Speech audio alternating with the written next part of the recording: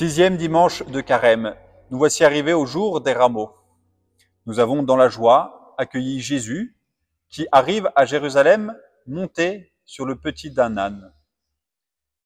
Nous l'avons accueilli comme les habitants de Jérusalem il y a 2000 ans, avec nos rameaux à la main et nous l'avons acclamé. Hosanna, béni soit celui qui vient au nom du Seigneur.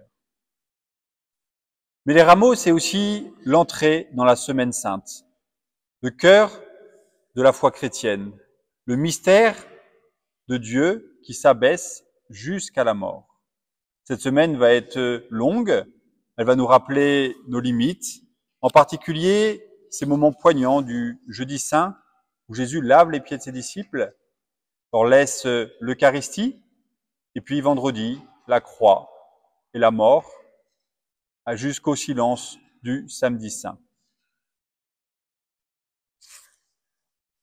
Ce mystère de joie et de peine, on le retrouve derrière moi sur la croix. Il y a les rameaux qui nous rappellent cette joie d'accueillir Jésus et cette croix qui nous rappelle la mort de celui qu'on aime. Et pourtant, c'est lui qui nous a aimés, c'est lui qui est mort pour nous. C'est lui qui, dans son mystère d'abaissement, est venu rejoindre les hommes. C'est ce que nous dira saint Paul, c'est ce que nous dit saint Paul dans la lettre aux Philippiens. Lui, Jésus, qui était de condition divine, n'a pas retenu jalousement le rang qu'il égalait à Dieu, mais il s'est abaissé. Il est venu jusqu'à nous lorsqu'il est né dans le secret de la crèche. Et cet abaissement, Jésus le continue. Il le continue jusqu'à la croix, où il se fait obéissant jusqu'à la mort et la mort de la croix.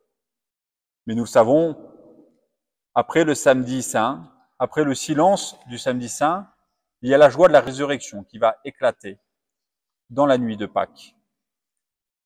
Eh bien, c'est cela, ce mystère de mort et de résurrection que nous aurons à annoncer dans les semaines pascales. Isaïe, dans la première lecture que nous avons entendue,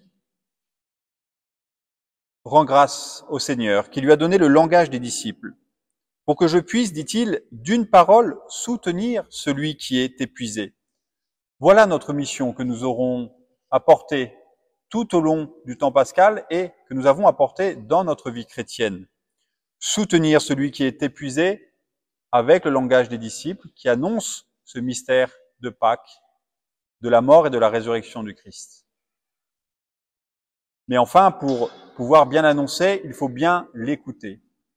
Saint Paul, dans une autre de ses lettres, dit « La foi naît de l'écoute, et ce que l'on écoute, c'est la parole du Christ. » Eh bien déjà, Isaïe savait écouter cette parole de Dieu, savait écouter cette parole qu'est le Christ. Chaque matin, le Seigneur éveille mon oreille pour qu'en disciple j'écoute. Alors, au début de cette semaine sainte, en ce jour des rameaux, ayons à cœur d'écouter chaque matin la parole que le Seigneur nous donne, d'écouter la parole de Dieu qui est le Christ Jésus.